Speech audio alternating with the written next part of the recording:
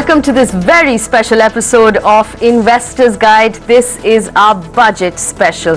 Now, we've seen a very interesting speech from the finance minister. He was doing a tightrope walk between growth and fiscal management.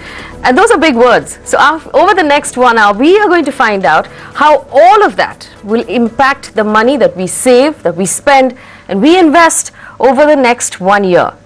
To help me understand the budget better, I have, as usual, a wonderful panel of guests. There's Dhirendra Kumar, our in-house mutual fund expert who joins us every week on the show, and he's here armed, of course, with an analysis of how the budget affects our money. Dhirendra, thank you so much for joining us on this very special show. In the studio with me, Shailesh Haribhakti, the chairman of BDO Consulting. He's going to help us understand the tax implications of this entire budget. Pankaj Razdan, the CEO of Financial Services at Aditya Birla Group, who will give us an overall view on how this will affect our investments. We're also going to ask him a couple of questions about the market as well. Now, before we go any further, and I tell you how the budget will impact your money, it's important for us to get a quick wrap of everything that the finance minister announced that is relevant to us and our bank accounts. We've put together this quick report so you can jot something down if you missed it during the speech. Take a look.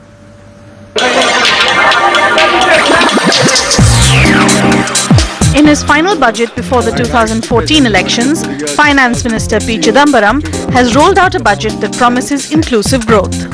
Now, despite all the brouhaha, the Direct Tax Code, or the DTC, was not implemented and continues to remain a work in progress. And after last year's revision, the income tax slabs have been left untouched this year. However, if your annual income is less than 5 lakh rupees, the budget offers you a tax credit of 2,000 rupees, which you can deduct from your tax outgo. When making concessions for the lowest bracket, the FM also increased taxes for the super rich. If your annual income exceeds 1 crore rupees, you will pay a surcharge of 10% this financial year.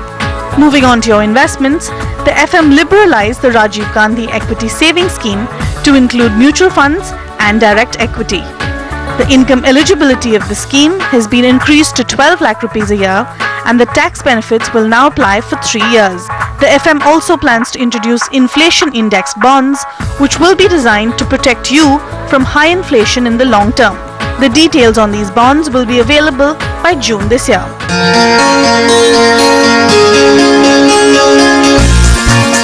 Good news for first-time home buyers. You will get an additional tax deduction of 1 lakh rupees on the interest on your home loans of up to 25 lakh rupees.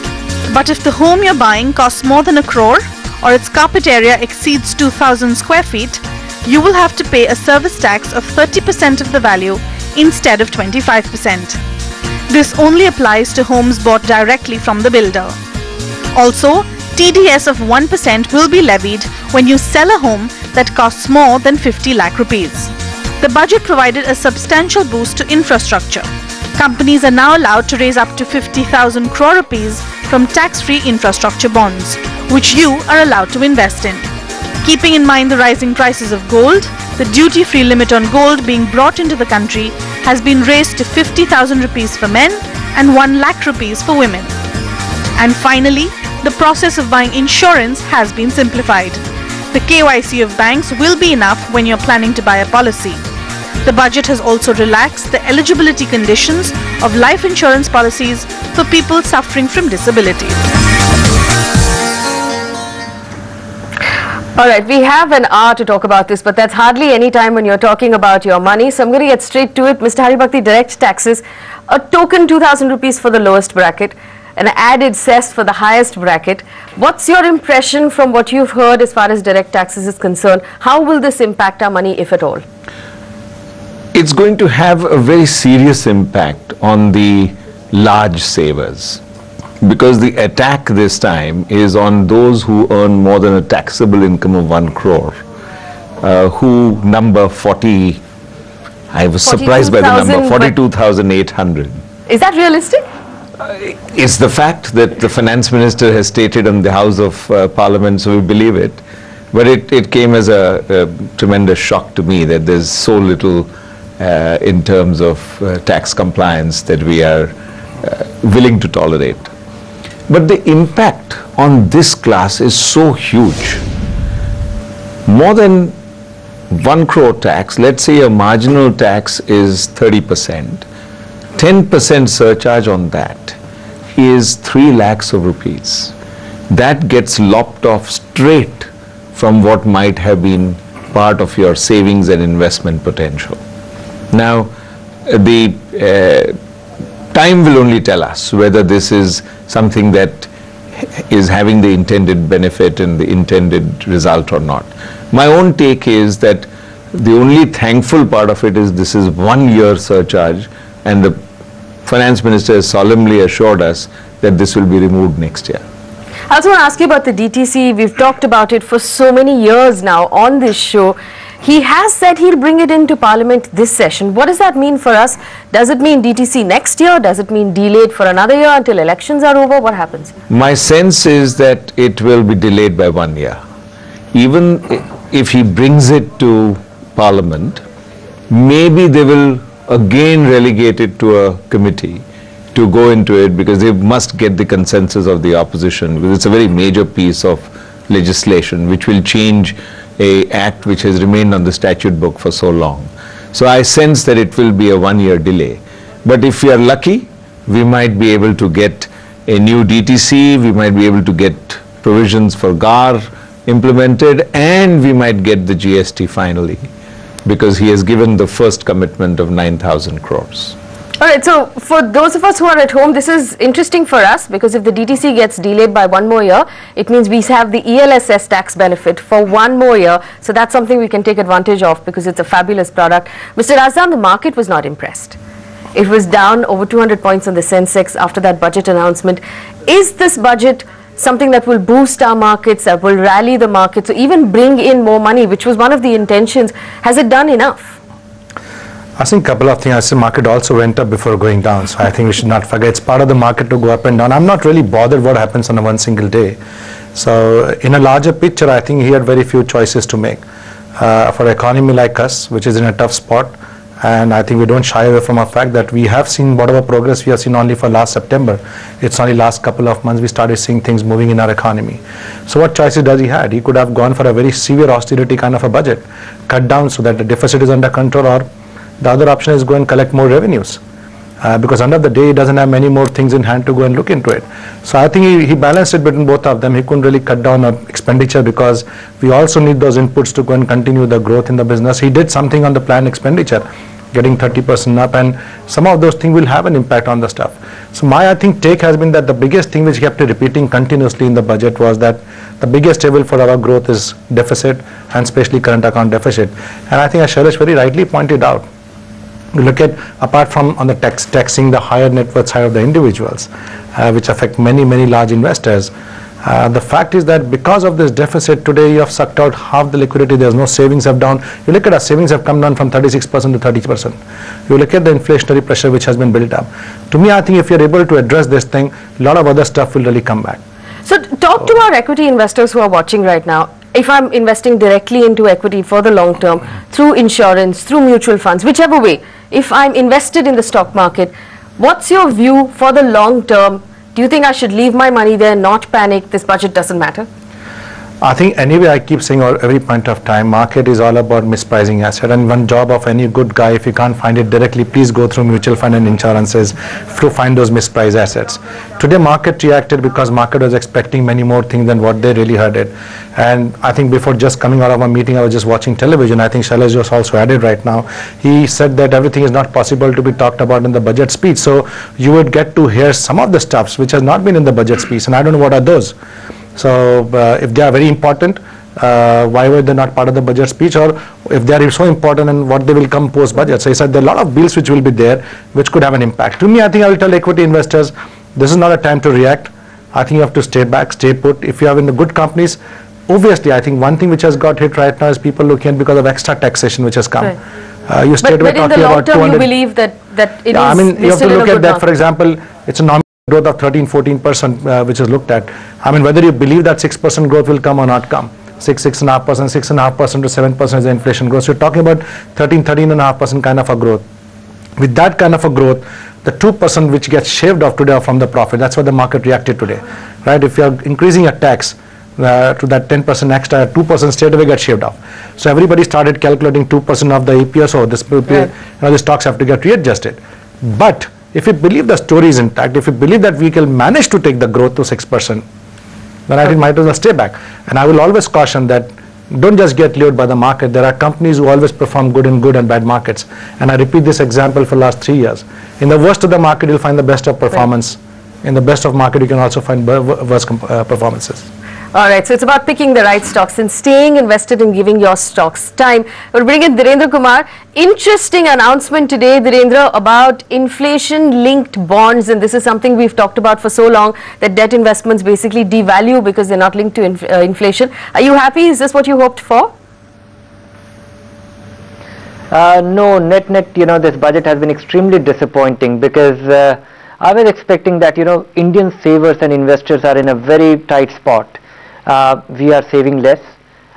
We are not saving in the right stuff. Things are not earmarked in the right manner, and then we are, even for our savings in the fixed income, of which has to be necessarily parked with the government directly or indirectly, we are earning less on that. And I was just a little more hopeful from that point of view, and in that sense it has been disappointing.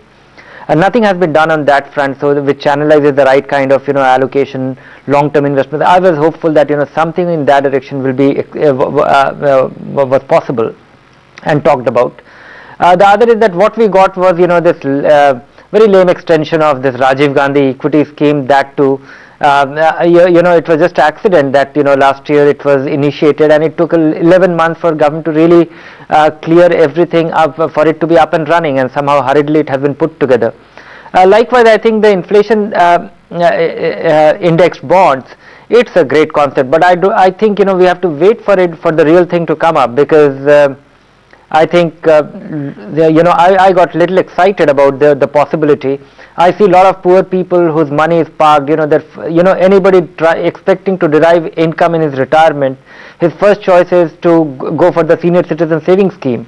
And if somebody has done it diligently, he's most old people who put their retirement money, they are poorer in the past 5 years.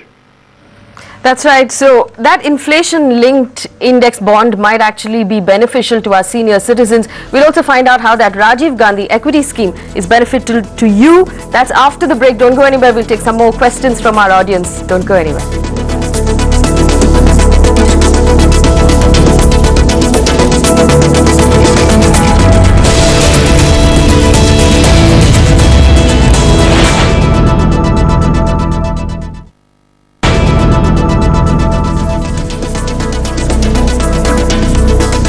Welcome back. You're watching Investors Guide on ET Now. This is our budget special episode. Of course, we're going to spend our time figuring out how that budget announcement affects your money. We have Anuj Puri, who's joined us in the studio as well. Anuj, thank you for coming in. I want to take a very quick question from an audience member. Ma'am, you have a question in the front? Yes. Yeah, I am Neeta Gokan. I am a senior citizen, and I watched today's budget, and the finance minister has given something for everybody, disabled people, students, everything.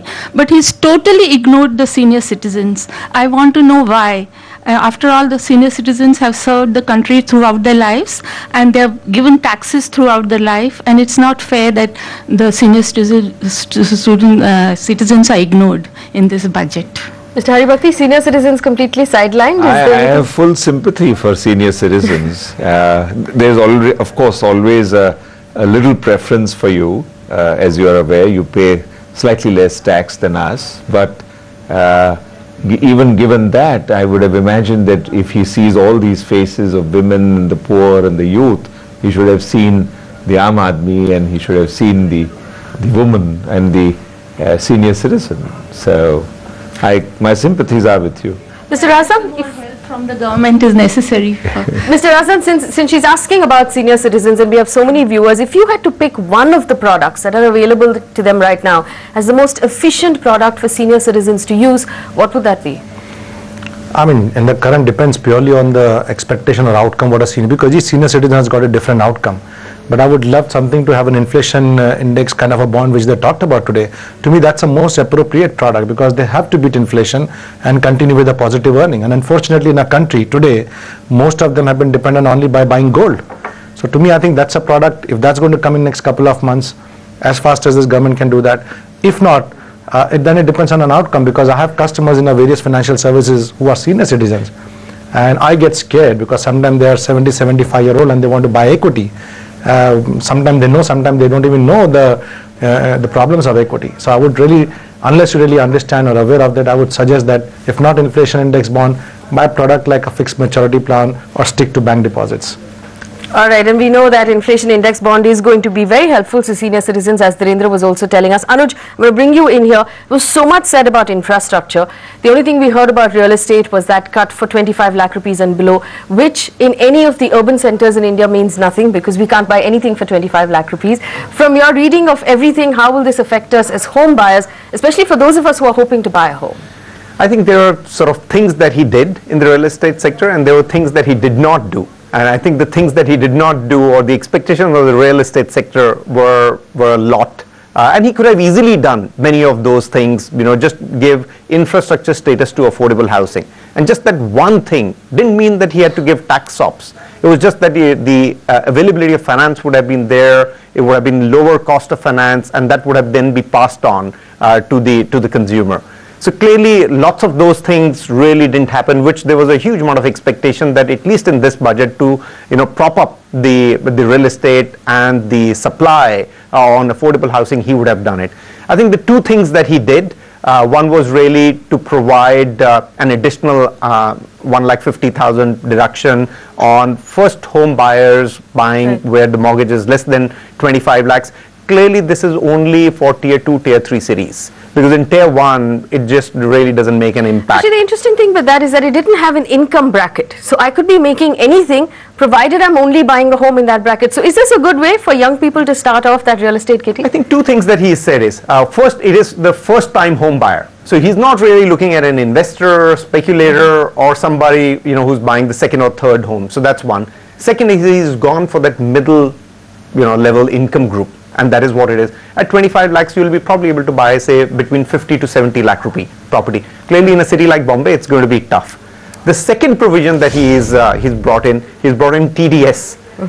So 1% TDS on any transaction that is done above. Is this going to be paid by the seller or the buyer? So I assume that this is going to be paid by the seller.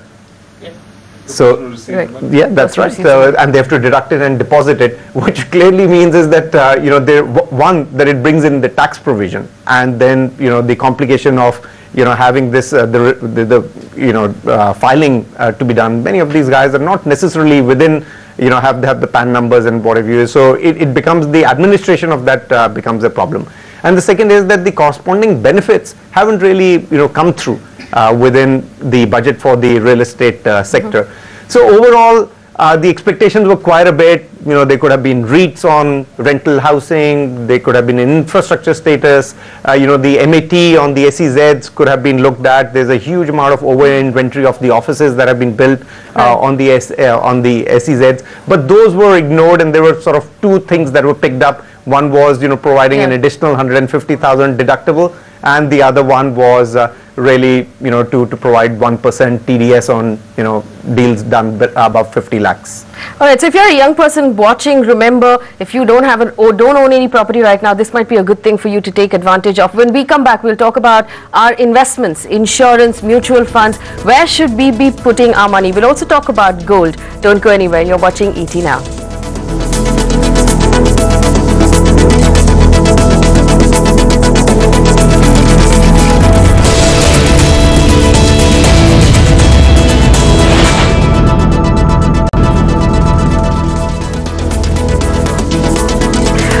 Welcome back. You're watching ET Now. This is a very, very special episode of Investors Guide. We're trying to figure out how the budget will affect your investments. We are quickly running out of time, so I'm going to ask all of my guests to keep their answers a little shorter. Dhirendra, I want to come to you very quickly. Two things that happened to mutual funds. One is systematic transaction tax was cut, but at the same time on our debt funds, dividend distribution tax was nearly doubled. What does this mean for us as investors? How will this impact our returns?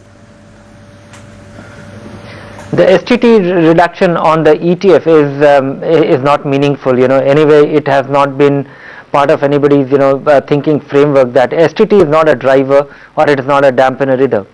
So I don't think it is more of clearing a operational glitch or just bringing about parity with stocks and the ETFs. I think this is quite disappointing because thoughtful fixed income investors who are willing to settle for a non-guaranteed return, they were able to optimize the return with a lower dividend distribution tax, which was only for companies it was still higher. We are pretty close to the highest tax bracket, but this was little advantageous, and this actually brings about this is to their disadvantage. So one has to clearly think that one should be into the growth option and think of investment of over 1 year, and then see that your investment in fixed income funds qualifies as a long-term investment, so that it could be at 10% or 20% with indexation. So that is little disappointing. So does this make it better or worse than a fixed deposit? If I'm sitting at home and I'm trying to choose where to put my money, does the debt fund still score over the fixed deposit?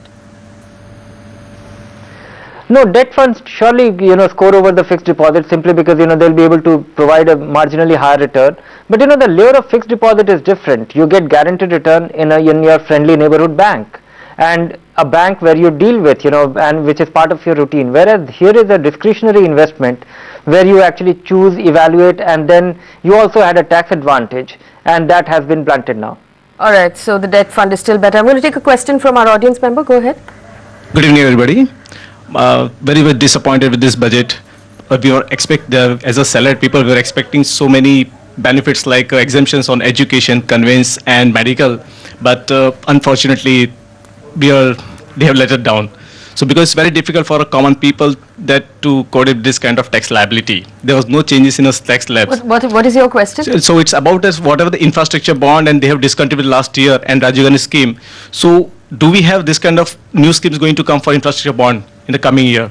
Mr. Haribhakti, this is important we need to talk about because a lot of investors don't know that the 50,000 crore rupees worth of infra bonds that were talked about today are not the 20,000 tax deductible bonds that we had last year. Tell us the difference between these and those, and is it is this something you would recommend we take up? There are two sorts of provisions which the finance minister announced. One is the IDF, which is the Infrastructure Development Fund. That is infrastructure debt fund. Now those debt funds will be created and launched by companies like L&T Finance and companies of that genre, who will use that for infrastructure. There the income will not be subjected to any great savings. You will have all the tax consequences. I'll have to pay income tax on whatever earning I get. So those one must keep separate. This 50,000 scheme is going to still continue to give us the tax benefit. So these are tax-free bonds. So then the earnings is tax-free, not the principal that I invest is not tax deductible. No, the earnings will be taxed. So these are tax-free bonds, and the total quantum that all issuers will be allowed, so IDFC, L&T, all of these together, will not be permitted to issue more than 50,000 crores through the year.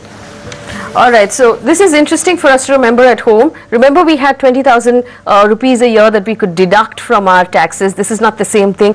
This basically means the earnings that you get, so the return that you get, you won't have to pay income tax on it. When we come back, we will talk about what mutual funds you should be investing in and where it makes sense to buy property. Don't go anywhere. You're watching ET Now.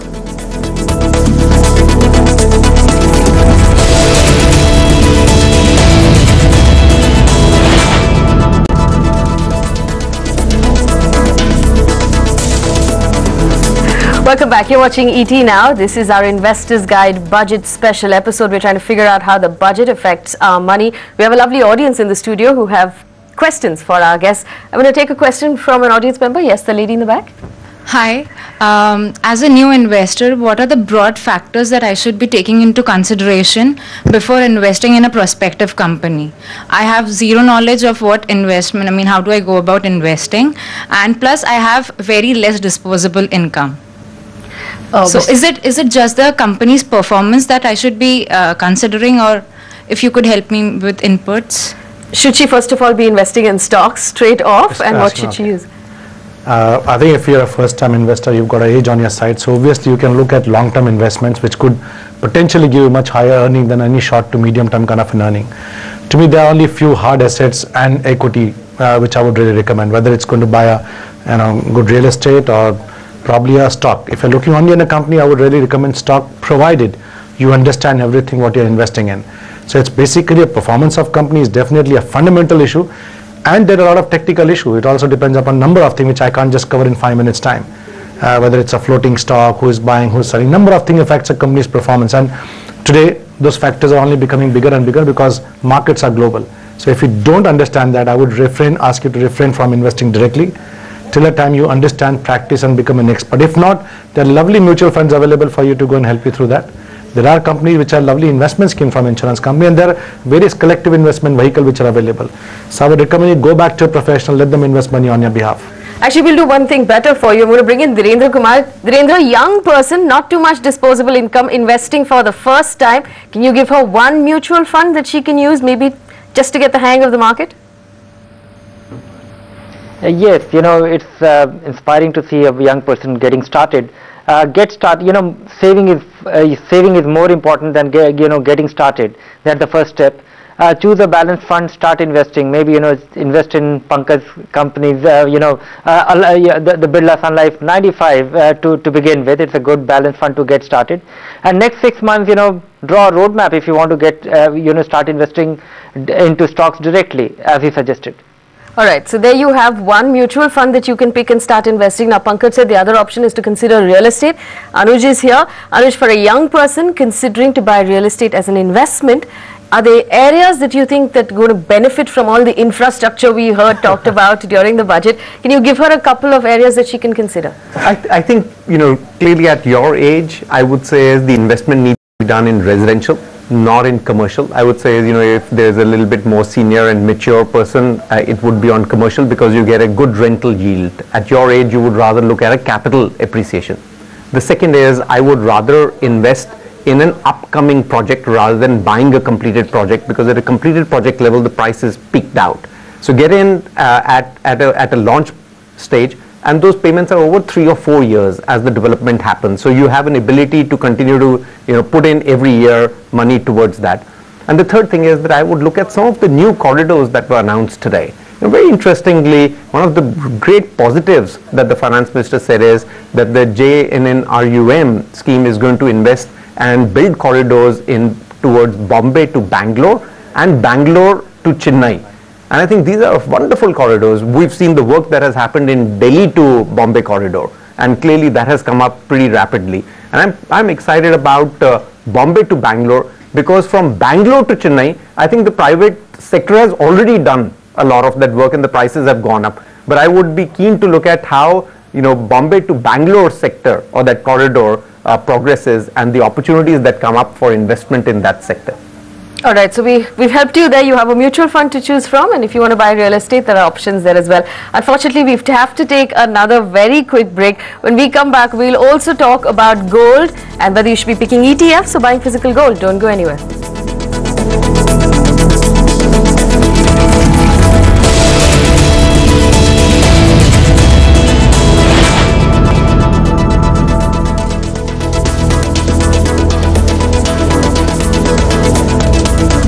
Welcome back. You're watching Investors Guide on ET Now. Thank you so much for staying with us. Before I answer more questions, I'd like to give you our email ID where you can get in touch with us if you have questions about your money, and our fine guests will come back and answer your questions for you in the coming weeks. I'm going to take one more question from our audience. The young lady in the front, you have a question. Go ahead. Hi, my name is Meenakshi Agarwal and my question's on gold investment. Now that taxes in gold have increased, I was wondering if it's better for me if I invest in physical gold or if I should invest in gold ETFs. All right, Ms. Haribhakti, I'm going to come to you with this one. I want to add another question to it.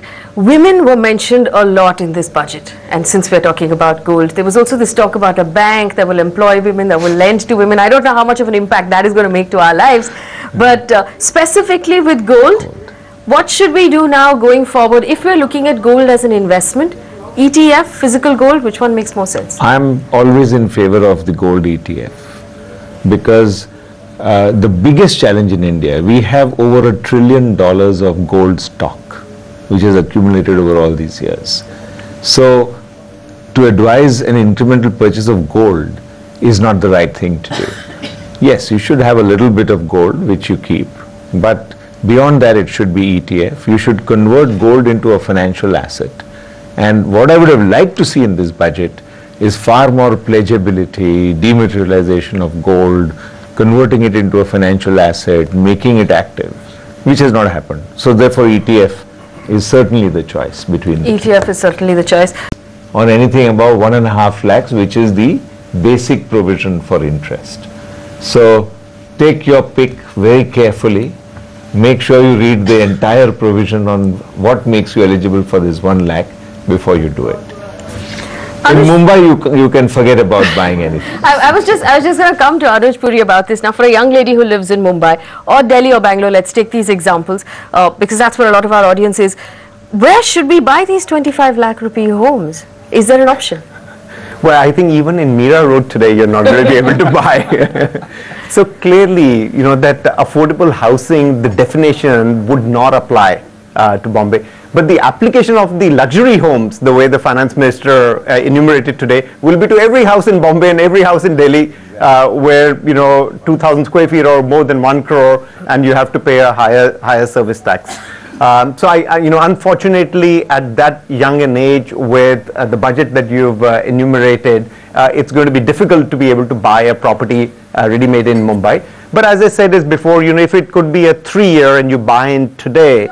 Very quickly, I'm sorry, I have to go into a break, but I want to very quickly ask you this question. The other thing we can do is consider our hometowns, if it's Nagpur or Indore or somewhere that, you know, which is our hometown, we could buy property there. Could you name 2 or 3 places that we can consider that you think are going to grow really quickly? I think, you know, amongst the tier 2 towns, Ahmedabad, just outstanding the way that it has come up. I was a big fan of Coimbatore, Cochin and Chandigarh. I think they haven't stacked up the way that we had thought, you know, it would have stacked up. So clearly today is Ahmedabad that I would say is a town that you should invest because the economic activity there is just booming. Not only from an IT perspective, but really from manufacturing, trading, and the wealth that is being generated in that city. All right. So Ahmedabad is an interesting option, especially for young people who are looking to buy their first home. If you live in a big city, you won't be able to fit into that bracket, but consider a smaller city as well as an investment. When we come back, we're going to get investment advice from each of our guests on what we should do going forward. We'll also take some more questions. Don't go anywhere.